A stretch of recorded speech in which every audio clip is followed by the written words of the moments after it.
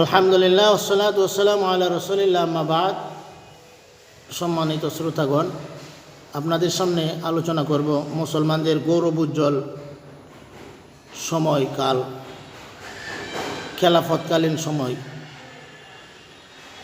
632 খ্রিস্টাব্দ থেকে 1924 অর্থাৎ 1282 বৎসর মুসলমানগণ পৃথিবীর বুকে তারা আল্লাহর হুকুম নবীর তরিকা অনুযায়ী, যেটাকে খেলাফত বলা হয়, এভাবে রাজত্ব করার চেষ্টা করেছেন, খেলাফতের দায়িত্ব পালন করার চেষ্টা করেছেন। অনেকেই আবার এই পরবর্তী সময়কালগুলোকে যদিও মুসলমানদের পুরোপুরি খেলাফতের হিসাবে ধরেন না, আমরা বলতে পারি যে মুসলমান সাম্রাজ্য বা ইসলামী সাম্রাজ্য। আবু বকর রাদিয়াল্লাহু তাআলা আনহু 632 খ্রিস্টাব্দ থেকে ওনার যে খোলাফায়ে রাশিদিন, ওনারা 660 পর্যন্ত 661 পর্যন্ত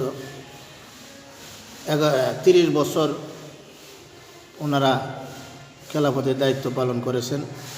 হাসান রাদিয়াল্লাহু তাআলা আনহুকে যদি আমরা খোলাফায়ে রাশিদিনের মধ্যে ধরি, তাহলে এখানে আমরা দেখি 5 জন খেলাফতের দায়িত্ব পালন করেছেন 30 বছর, 632 খ্রিস্টাব্দ থেকে 661 খ্রিস্টাব্দ পর্যন্ত। তারপরে আসে উমাইয়া খলিফা খেলাফত। উমাইয়া খেলাফত, তাদের রাজধানী ছিল বর্তমানে সিরিয়ার যে দামেস্কে আছে, এই দামেস্কে ছিল উমাইয়া খেলাফতের রাজধানী। তো উমাইয়া খেলাফত ছিল 661 থেকে 750, 90 বছর শাসনকাল। এর মধ্যে 14 জন খলিফাত 90 বছর শাসন করেছে। তারপর আসে ইরাকের বাগদাদ কেন্দ্রিক আব্বাসীয় খেলাফত,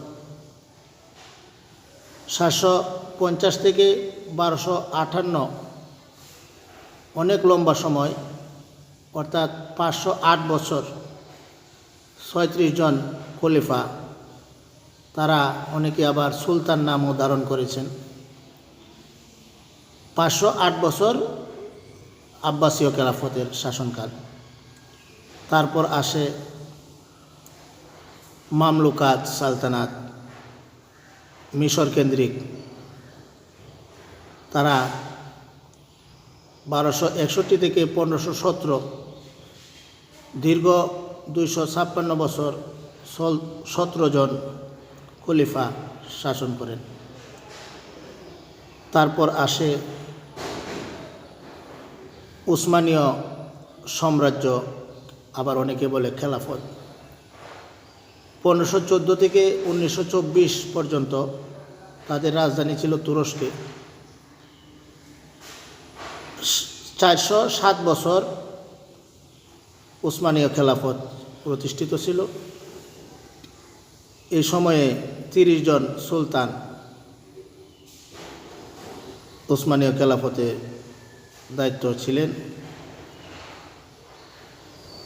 আমরা যদি খলিফাদের হিসাব করি, আবু বকর রাদিয়াল্লাহু তাআলা আনহু থেকে হাসান রাদিয়াল্লাহু তাআলা আনহু পর্যন্ত 5 জন, আবার উমাইয়া খেলাফতের 14 জন, আব্বাসীয় খেলাফতের 36 জন, মামলুকাত সালতানাতের 17 জন, উসমানীয় খেলাফতের 30 জন, মোট 102 জন খলিফা পৃথিবীর বুকে